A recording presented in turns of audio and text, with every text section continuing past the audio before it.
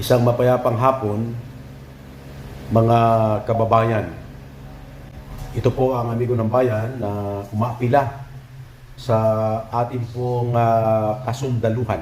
Hindi po yung buong sandatahang lakas ng Pilipinas, kundi mayroong iilan na tila na iimpluwensyahan ng mga ganid sa kapangyarihan, katulad po ng mga ilang politiko na natikman nila ang sarap ng panunungkulan bilang mataas na opisyal ng bansa ay tila hindi nakagit over at gustong agawin ang kapangyarihan sa kasalukuyang namamahala. Mga kasundaluhan, alalahanin ninyo ang inyo pong sinumpaang pangako at tungkulin sa bayan.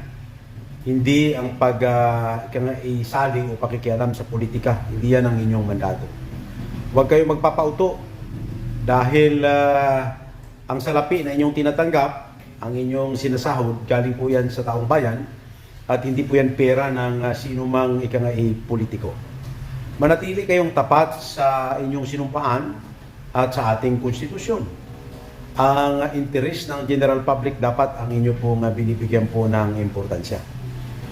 At dinidiscourage ko po ang sinumang miyembro ng kasundaluhan o ng Armed Forces of the Philippines na kayo po'y magpauto, no, sa mga taong walang hinangad kundi makabalik sa posisyon at hindi sinasalang-alang ang kapakanan ng ating pong bansa. At the same time, maraming salamat sa kay General Romeo Browner sa inyong pong katapatan bilang pinuno ng ating sandatahang lakas. Sir, tibay, no, at tatag, no, ang kailangan po natin. Huwag po tayong manghinawa na gawin ang nararapat at tama po ayon sa ating pong saligang batas. Salamat ng marami, sir, sa inyong pag-uphold, no, ng makabayan at makatuwirang prinsipyo sa inyong pong paninilbihan sa bayan. Salute, no, to you, sir, no. Ito ang amigo ng bayan po, no, na nananawagan.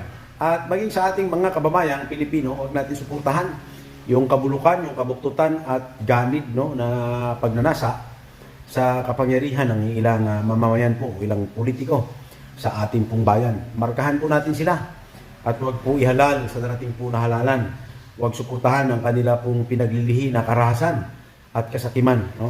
Dahil pagka nakaupo sila, sisiguraduhin ko po hindi na po sila bababa sapagkat sila po sabik na sabik na hawakan po ang bansang Pilipinas dahil natikman nila kung gaano kalaki ang salapi na pwede palang ibulsa at kung ano-ano pong mga kasindikatuhan ang pinagagawa nila in the guise po na hindi sila kurap.